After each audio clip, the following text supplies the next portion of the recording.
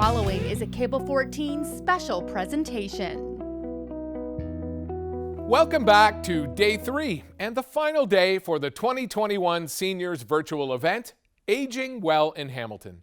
We've got some great presentations lined up to finish off our event. And our first presentation is going to focus on our bodies. And as we age, our bones become more fragile, so we need to look after them. Lisa Campbell is the Regional and Integration Lead with Osteoporosis Canada, and she's here to present Speaking of Bones. Okay, thank you everybody. I'm here today to talk about bones and fractures and fall prevention. So my name is Lisa Campbell, and I am a Regional Integration Lead with the Ontario Osteoporosis Strategy with Osteoporosis Canada. So Osteoporosis Canada educates, empowers, and supports individuals and communities in the risk reduction and treatment of osteoporosis and osteoporotic fractures.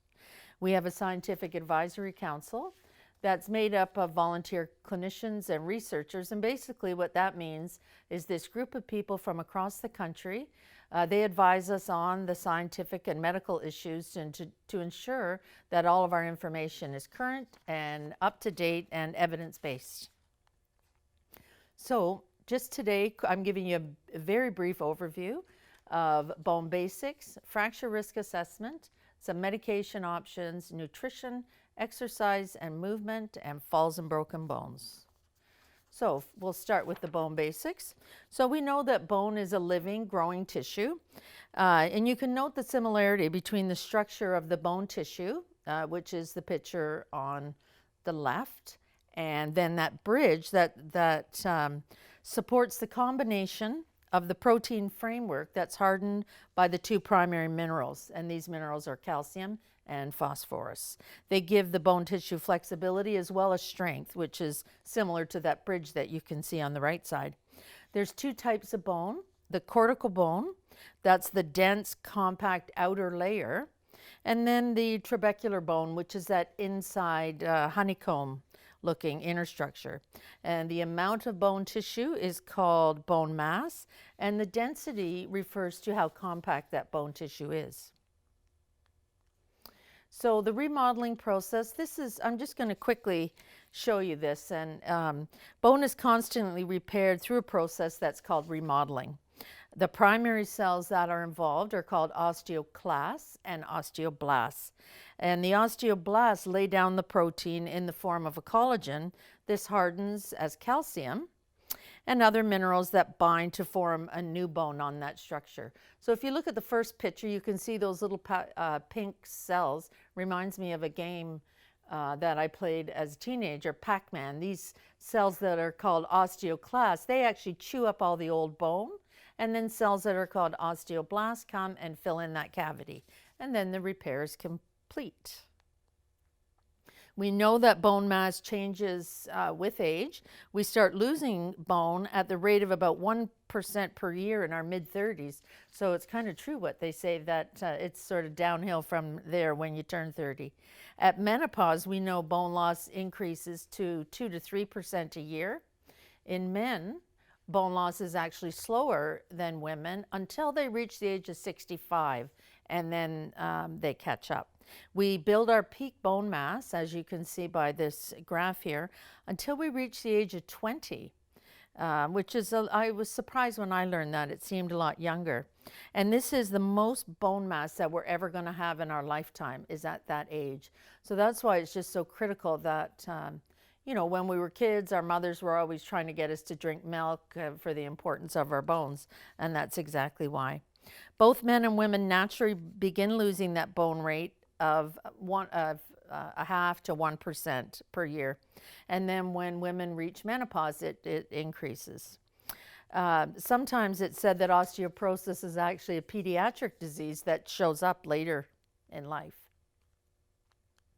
So what is osteoporosis? Osteoporosis is a disease characterized by low bone mass and deterioration of bone tissue, which can lead to an increased risk of fracture. And that's the important part. It is not osteoarthritis. Often times that gets very confusing, but it is quite different. So you can see another picture here. The left side is normal bone, so you can see it's actually quite dense. But then on the other side, you see that more honeycomb look like. Reminds me of the cereal honeycombs. So it's much more porous and therefore much more fragile and can increase the fracture risk. We often call osteoporosis a silent thief because there's really no symptoms associated with it. There's no pain with osteoporosis until you have a fracture. That's why sometimes you may not even know you have it. There's two types of osteoporosis. We have primary, and this is bone loss that's associated with menopause, age, or unknown causes. But secondary osteoporosis, this is the bone loss that's associated with or secondary to a disease or drug therapy. So for example, Crohn's disease, colitis, celiac. People who have celiac disease often have osteoporosis. It can also be caused by drug therapy. So glucocorticoid use or prednisone, maybe people might be more familiar with. Excellent medication for what it's intended, but it's just not great for our bones. So some of our common fracture sites, you can see we have shoulder, spine, hip, and wrist. And we know that over 80% of all fractures after the age of 50 are caused by osteoporosis. The 4 sites that are identified there, these are the ones that are rich with the honeycomb or trabecular bone that I showed you in an earlier slide. And trabecular bone is sensitive to calcium loss with age and menopause, making these sites more susceptible to fractures. Remember, as I said, bone loss does not hurt, and the first sign of osteoporosis is usually a fracture. These fractures are actually called fragility fractures. What that means is that they're bones that break, broken bones that happen spontaneously. So could be a result of a normal activity such as a falling from standing height or less. It could be as simple as cutting your toenails. I know my mother-in-law, she had fractures simply by bending over to cut her toenails, and she didn't know she had osteoporosis. A fall from a standing height or less, what this means is falling off, say, 1 step. If you fall down a flight of stairs, that's not considered a fragility fracture. That's sort of a higher trauma. If you fall out of bed, off a chair, or if you're just walking along, you slip over one of those lovely mats that you have in your house, or over a dog, over a grandchild, those are things that we call fragility fractures, and they're the most serious sign of osteoporosis. And one of these fractures should trigger a bone mineral density test. And perhaps some of you have experienced that already. And hopefully if you do, you can have one of those nice purple casts. And that's the color for Osteoporosis Canada too. So spinal fractures, we know these are very difficult. Spinal fractures can result in height loss, back pain, sleep disturbances. You can take a look at the picture there where you can see the skeleton. The first one is somebody who's about 55 years old and their posture is quite good. And then as they're aging, you can see that their shoulders are beginning to hunch. And this is called kyphosis. So what could be happening at this is that there's actually little tiny compression fractures in the spine. You may be just calling it back pain, but in fact it could be spinal fractures. Height loss is something that is a warning sign for these types of fractures. We know men and women over the age of 50 should have annual height measurements. So if you lose, say, 2 centimeters in a year, or you've lost about 2.5 inches since young adulthood, or 6 centimeters, this should really trigger a spinal x-ray by your primary care practitioner, and you should have it looked at. Hip fractures, I'm sure that many of you know someone who's had a hip fracture, and in fact, you may even know someone who died from a hip fracture. 40% of people who do fracture a hip had a prior non-hip fracture. So we know that a wrist fracture, for example, is usually a warning sign that if we don't have some kind of an intervention, a hip fracture is coming down the road, which is not good. We know 1 in 3 hip fracture patients will have another one within the next year. After a spinal fracture, the risk of suffering a second spinal fracture is about 20% in the next year. And we know about 14% of people who've had one of those wrist fractures, we know they're going to fracture in the next year. So osteoporotic or fragility fractures are more common than heart attack, stroke, and breast cancer combined. And that's quite a shocking statement. That is evidence-based, and there's research to back that. And you don't hear about that very often. You know, you certainly hear about the heart attacks, strokes, and breast cancer, but not the incidence of osteoporotic fractures. Men with osteoporosis. Another myth is that osteoporosis is typically a little old lady's disease, and that's in fact not the case at all. We know fewer than 10% of men with some of these fragility fractures, they don't even receive osteoporosis therapy. And a quarter of hip fractures in Canada occur in men. A man is more likely than a woman to die of the complications following a hip fracture. So it may take them until they're 65 to sort of catch up to women in terms of bone loss. However, the consequences are much more damaging.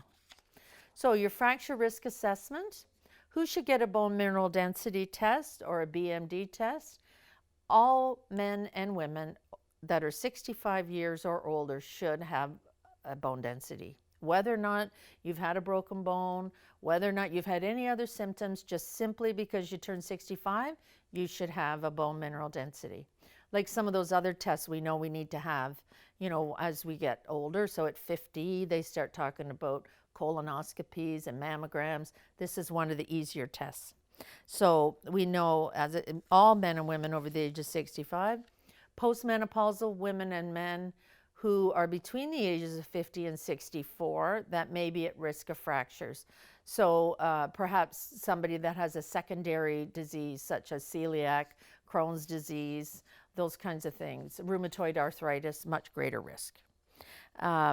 And if you've had one of those fragility fractures over the age of 40, if perhaps one of your parents had a hip fracture, especially your mother, she may, depending on how old you are, they may not have diagnosed it as osteoporosis, but if your mother had a hip fracture, it increases your risk. High alcohol intake, if you're a current smoker, if you have a low body weight, and if you're on perhaps some of those medications that are like the glucocorticoids. So, medication options. What you want with your medication is you want to reduce your fracture risk. Like I said, you don't feel osteoporosis, so it's not going to help you with that, but you don't want to break your bones. You want to prevent any further bone loss. And, you know, it'd be nice if you could increase some bone mass, but we're really looking at reducing that fracture risk so that if you do fall, that you don't break a bone.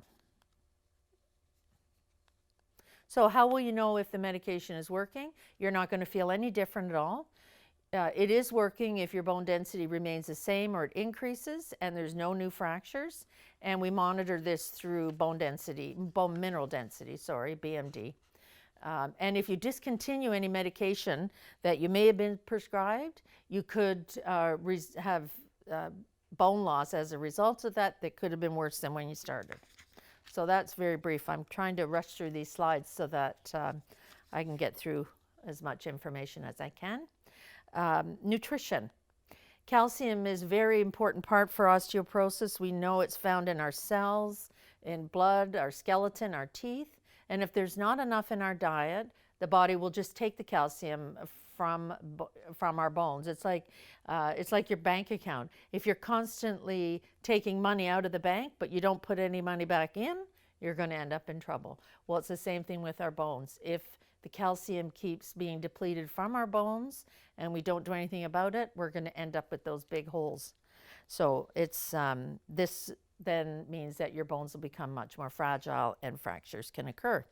So since this is specifically, I'm sure there's people under the age of 50 that are watching, but we're looking for today, I'm talking about people over 50. You want to have about 1,200 milligrams of calcium a day. Osteoporosis Canada recommends strongly that you obtain your calcium from food sources whenever possible. It really is important to eat a well-balanced diet with enough calcium and protein. For example, You can get 300 milligrams of calcium from just 1 cup of milk, perhaps a cup of fortified soy milk or almond milk. Even orange juice now, you can get fortified orange juice. The trick with that is you have to make sure you shake it up really well. So the next we recommend vitamin D, and we suggest that people who are over the age of 50 need up to 2,000 international units of vitamin D, and we recommend that you supplement that. Protein is also very important, that you eat a protein rich at every meal, and perhaps Canada's Food Guide would be a great resource for you. Exercise and movement is critical for osteoporosis. It's important that you have good posture to keep your shoulders back and your spine straight, so to try and help out with some of that kyphosis. Balance training is also very important. Things like Tai Chi is an excellent exercise, but even simple chair exercises, and we've got all kinds of things on our website that you can find out. Weight-bearing activity is the most beneficial when bones and muscles are working against the force of gravity. So although having a walk every day is an excellent way to get some activity, it's also important that you do some strength training. You also have to be very careful with the movements that you make. For example, if you're 80 years old and you've never gone bowling in your life, it may not be a good time to start bowling if you've got some spinal cord injuries. So you want to make sure that you speak to your primary care practitioner, and I'm sure there's lots of different activities that are happening around the city virtually that you can participate in. So, preventing falls and broken bones, we know that this is very serious. 1 in 3 adults over the age of 65 fall every year, and 1 in 2 adults over the age of 80. And when we know that 95% of hip fractures in people over the age of 65 are the direct result of a fall. The other problem with falling is that when you fall once, you have an increased risk of falling again, and then you get afraid that you're going to fall, you'll decrease your activity, and then that just increases your risk of falling. So there's some tips on fall prevention and staying independent. And that's all from me. So you can see my name is Lisa Campbell. My phone number is there, 905-512-3795. Or you can reach out to osteoporosis.ca, to our website, to get some more information. So thanks very much, and I hope you were able to get some good information today. Thank you very much, Lisa, for that great presentation. It's making us all think I have to pay more attention to my own bones. This is really fascinating. Now, today's real estate market is certainly a hot one. So Kathy Della Nebbia, Seniors Real Estate Specialist with the Ladies of Royal LePage, is going to tell us about selling in today's hot market. Aging well in Hamilton. One way to age well is to have the control and the decision-making on where you want to live. Hello, my name is Kathy Della Nebbia, and I am one of the Ladies of Royal LePage. We're 4 realtors that came together about 6 years ago to service the senior or mature adult demographic. Lisa Robitaille, Margaret Reed, and Diana Gallagher. We recommend that you always work with a realtor with a senior real estate designation or accredited senior agent designation, which we have.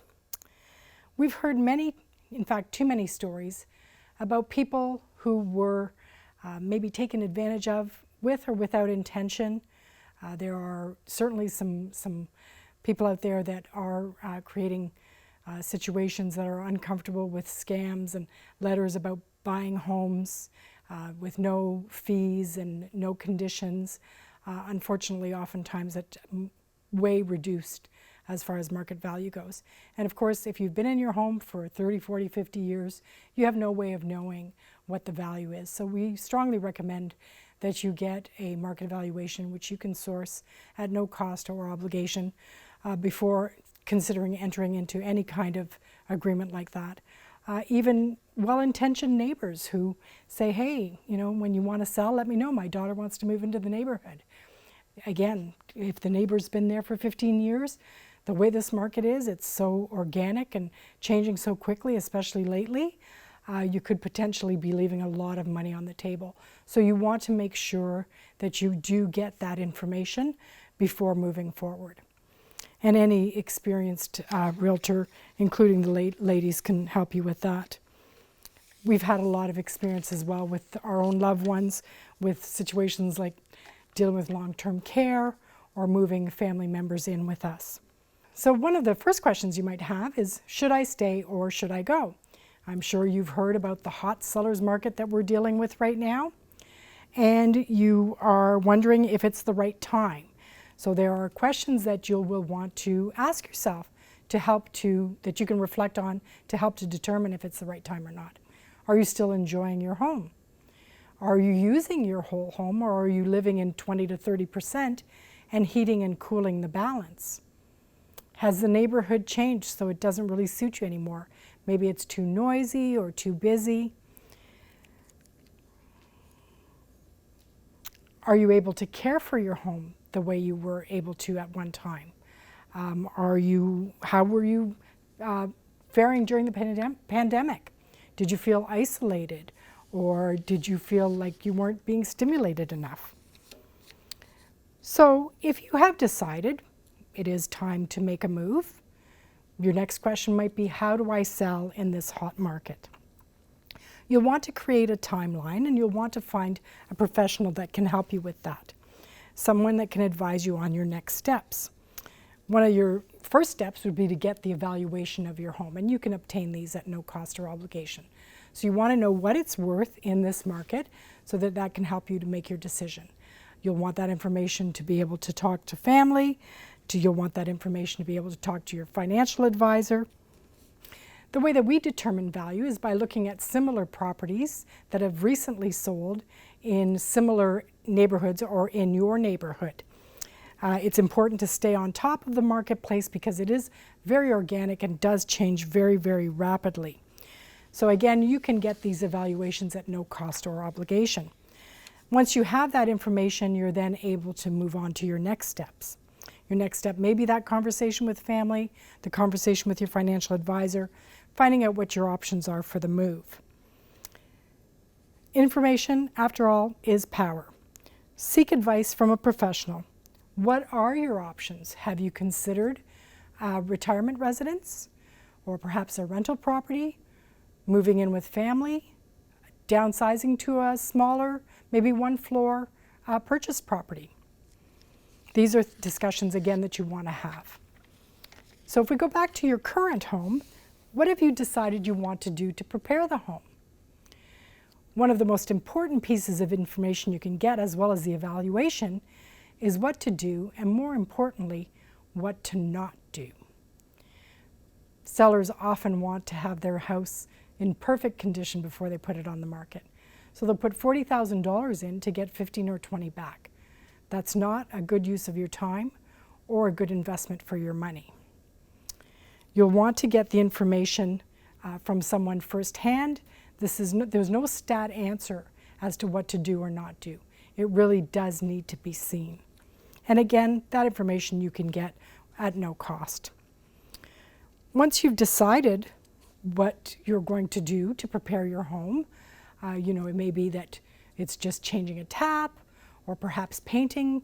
Painting is certainly something that you can get a really good return on. It may be just decluttering and packing things up. That's actually probably what you get the best return on. So downsizing doesn't have to be difficult. There are professionals out there that can help with that. We certainly know some. I'm sure other realtors know many as well, and they're easy to find. If you want someone that is recommended, you should ask friends, family, or a trusted realtor for a recommendation. It doesn't have to be overwhelming, and it's something that can be extremely helpful, as well as getting those contractors that have been vetted and that are trusted to help with any small jobs that you're not able to do. So now you've got your timeline, and you've decided where you want to go for your next chapter.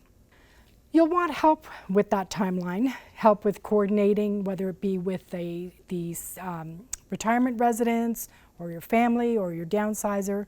You'll want a real estate professional to help you with that coordination as well. Then the next step will be preparing and marketing your property. It's good to definitely get professionals involved here as well. You'll want a realtor who uses a professional photographer that can provide professional photos, slideshows, 3D tours, floor plans, and even interactive storybooks. You'll also want someone who uses extensive social media marketing. We're told that there's probably about 95% of buyers do start their search online today. In these current times, our industry has put a lot of things in place to keep you safe, and your safety is our #1 priority. The marketing plan for you will vary depending on what you're going to do. Are you going to leave the home during the marketing time? Are you going to move first, or do you need to stay in the home?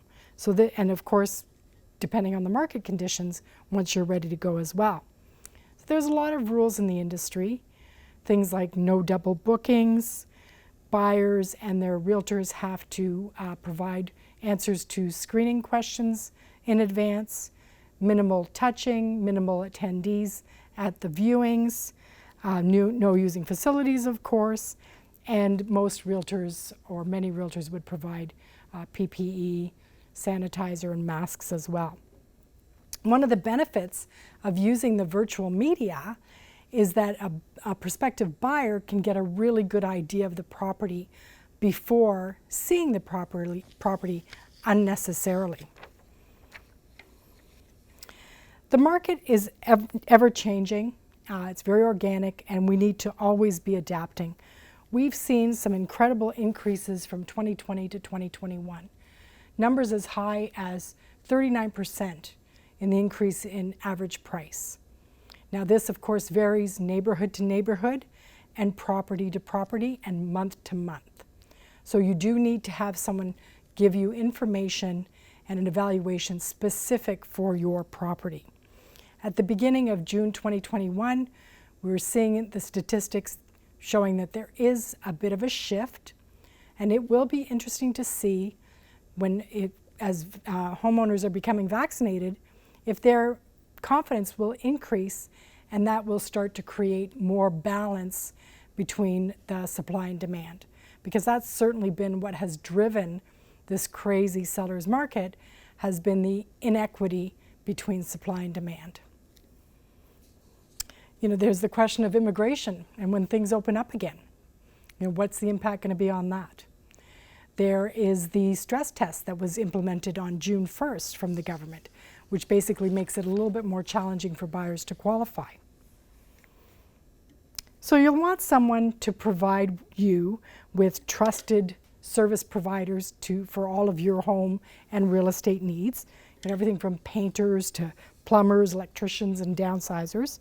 Again, that information is power, so start gathering your information today. Take the time and the luxury that you have, if you have time, to make decisions that are not under stress or duress. Take the time to make decisions when you're able to do that yourself. We've again heard situations where someone wasn't in a hurry, they were starting to think about it, and then a fall happens or something happens that changes things, where all of a sudden they can't come home out of the hospital, decisions need to be made quickly, they're not able to maybe have the outcome that they would have preferred. Let me tell you a short story. There was a lady that we met at a presentation, and her husband had early onset of dementia. And she was looking for advice on service providers for HVAC and for brickwork. She gave us a call, and we provided her some names. We followed up a few weeks later, and she was thrilled because the work had been done in a couple of weeks. So this kind of thing, having a professional that has people in their circle that they can advise, is very important and something that you should take full advantage of. Some of the frequently asked questions that we hear is, what's the best time to move? Best time to move is when you need to. It shouldn't be trying to catch a certain market. Sure, it's great to take advantage of a hot seller's market like we're in right now, but it's something that has to fit in with your life plan. It's something that has to fit in with where you want to go. Timing is important as far as if you are thinking about February move as something that you do not want to experience, you have to think about what is the time between offer date and closing. Typically, you're going to see a time of 30 to 90 days, really with an average of about 60 days. So you can ask on your listing for specific closing dates, but buyers have needs too, and there is an expectation of somewhere around 60 days. So you want to think that through as well. The other question we often get asked is, where do I start? So that is what we talked about in the beginning. Get advice from a real estate professional.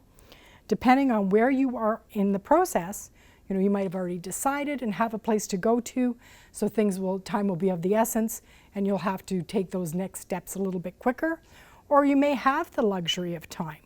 And we've heard some of the downsizers we work with that have talked about this, and they say your first step should be talking to family. Wouldn't it be wonderful if you went to a family event and you saw a loved one using those treasured dishes that you've had for years, and you get the enjoyment of watching them enjoy it as well.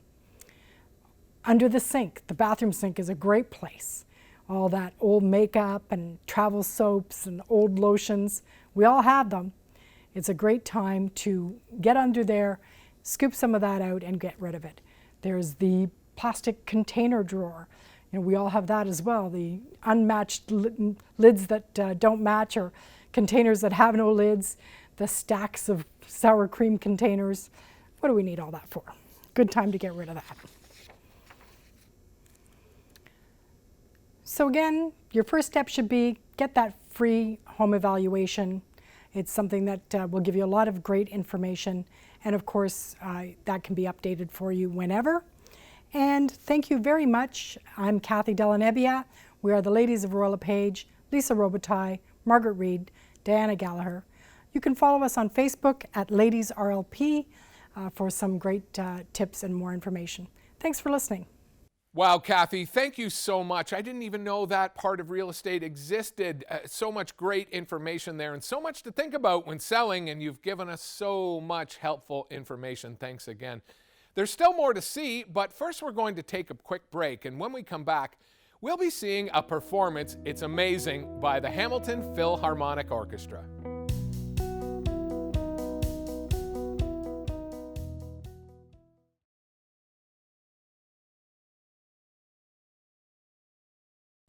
Welcome back. Another thing I've been missing out on over the past year, maybe you have as well, live performances.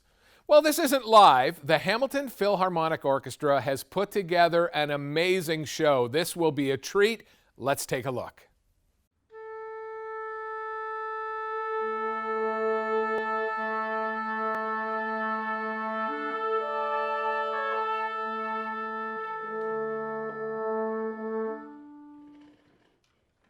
Hello, my name is Kim Varian, Executive Director of the Hamilton Philharmonic Orchestra.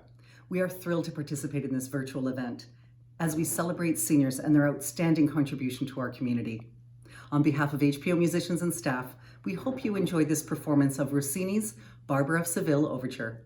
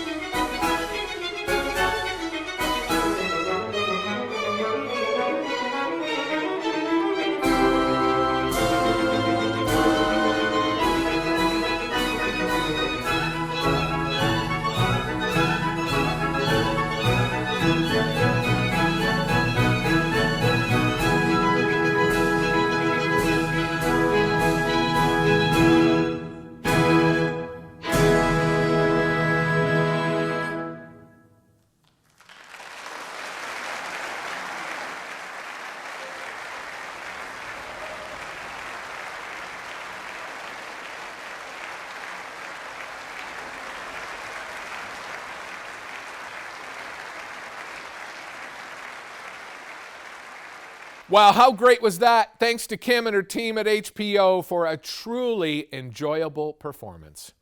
And we learned in our last show from the presentation on empowering dementia-friendly communities that community supports are vital for those living with dementia and their caregivers. The Alzheimer Society of Hamilton offers many programs and services, and Karen Robbins, Education Team Lead, is here to tell us about these programs and services. Welcome, Karen. Hello, my name is Karen Robbins, and I'm here to share with you some information about the Alzheimer Society of Hamilton-Halton. My role is a public education coordinator. I've been with the Alzheimer Society for almost 15 years. Thank you for letting me provide this information. The mission statement of the Alzheimer Society begins with, people living with dementia are at the center of everything we do. It truly is the primary goal of all of our programs and services. The people that are living with this diagnosis have the best quality of life possible. I'd like to begin with a little history of the Alzheimer Society.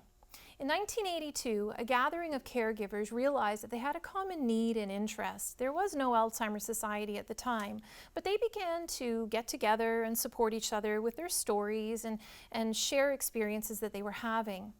They also then collectively decided to apply as a charity, which they achieved. And that was the beginning of the Alzheimer Society of Hamilton-Halton. Since then, we have grown into an office that offers many different services. We are staffed by a variety of professionals, and we are here in the city of Hamilton. But please don't let our name, the Alzheimer Society, mislead you. It is hard sometimes that the Alzheimer Society has a name that maybe doesn't represent all that we serve.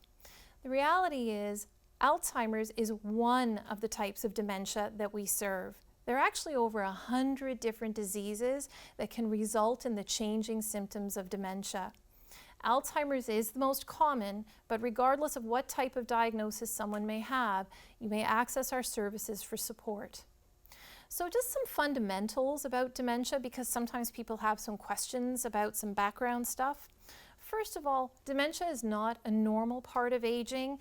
It does mean that something is going wrong and we want to check it out and explore. The diagnosing process is exactly that. It is a process. It will include multiple physician visits. You may be referred to a specialist. There are wait times. So the diagnosing process is a process. Also, in hopes of a medication, well, at this point, there are none. The medications that are available at best are going to slow things down, but there is no cure at this time for any form of dementia. So why do we do what we do? Ultimately, what we're doing is we're trying to improve the quality of life for persons living with dementia. We need to support the people around them, provide them education, information, and support. That is our mission statement. So the programs and services that we offer are quite varied. I'm going to go through them, but how do you access them? The first thing is, it's a big decision. Contacting the Alzheimer Society is a very difficult choice for many people, and we recognize that. And when you do call us, you'll be put in touch with our intake coordinator, who will take the time to understand the changes that you've noticed or are experiencing, and then will provide and explore a variety of options for you. From there, you have the choice of what services to access, and we have many options, of which I'm going to go through them in just a moment. In regards to our programs and services and how to access them, once you've made your decision, well, easy, just call us. It's really quite that easy. We're available Monday through Friday, 9 till 4:30. You can also drop by pending public health restrictions. We are in the community. If you call us ahead of time, our doors will be open by appointment. And of course, our website, it's always open. You can check it out. Our services are always listed there. In regards to our programs and services and what we offer, we do have quite a variety. And they can seem kind of confusing. They all interplay with each other. But what I'm going to do is focus on 4 of them in particular. First is education. You know, they say education is knowledge. Knowledge is power. So with the power of knowledge, people can traverse this journey of dementia better equipped to understand and handle the changes that are in front of them. Our education programs are available for the person diagnosed. They're available for family and friends. We're also available as a public education coordinator for any community groups. We can come out and do presentations on any dementia-related topic that you may be interested in. And healthcare professionals as well can contact us. We have a variety of curriculums available for that population. Our education programs are at no cost. They're available year-round, and now with COVID, we are offering many programs online. Another core service that we offer is counseling and support. The counselors that are through the Alzheimer Society are also at no cost. We are available over the phone. We do Zoom counseling support. We have support groups. So we also have specialized programs for people whose behaviors need extra support. The Behavioral Supports Ontario program is a core service that we offer as well. Another program that we have is the health and wellness programs. Health and wellness programs are available for people living with dementia and their care partners. We offer exercise programs, creative programs, social programs, and one of the things that's been quite interesting is that the social programs with COVID, we've had to go online, and they've actually been remarkably well received. So those programs will most likely continue. We also have volunteer opportunities, so of course if you're interested in volunteering, give us a call. We have all kinds of volunteer opportunities. We have program support, we have administrative volunteer opportunities, board of directors. We have many different ways that people can help keep the Alzheimer Society afloat. If you are interested in getting information and maybe you don't want to speak with a staff member, you can simply give us a call. We'll put an information package together for you. What you see here is just a small sample of the resources that are available for people to look at and be able to read on their own, or DVDs if you'd like to watch. I'd like to share with you a brief story that kind of typifies the type and why people would contact the Alzheimer Society. And this begins with a gentleman by the name of Duncan. He contacted us about 2 years ago. His mother had been diagnosed a little while before then, and he realized that he needed to learn a little bit about dementia. So he spoke with our intake coordinator, who had suggested to him to take our dementia education series, which is our kind of beginning to learn about dementia program for people who are supporting, so friends or family of people living with dementia. So Duncan attended that program, felt that he had some good learning, and then he went on his way. He contacted us about a year later. His mother had progressed in her journey, and he felt with her moving in with him, that was the plan, he could use a little extra support. So he spent some time with the counselor, and she guided him on a few ideas and strategies to prepare. His mother moved in, and yes, there were bumps, but he had someone that he could speak with. He also joined our adult child support group, which meets once a month, and he's able to meet other people who are caring for a parent. Duncan has been with us for about the last 3 years. He's still accessing our services, and it's these types of stories that, unless you're on the journey of dementia, it's hard to explain the value of accessing our services, but the impact is very deep and very real. So in order to do what we do, we are a charity, and we're reliant on volunteers, we're reliant on donation of funds from the community and from our clients where possible. And what we do from there is we're constantly enhancing and developing our programs and services. So we do have a program guide which is normally available. Right now it's online, so you can help yourself and take a look. Our calendar is there and you'll be able to see what's available. Our office is located at 1575 Upper Ottawa Street near Rymel Road. Our phone number is 905-529-7030. Thank you very much, and I appreciate your time. Well, thank you so much for that presentation. And I say this all the time. I have the pleasure of hosting shows here on Cable 14. And I love learning and getting informed just like you are. And, on that note, we are now at the end of our 3-day event. We hope you enjoyed the entertainment, gained valuable information, and will share this information with others. Cheers to Seniors Month.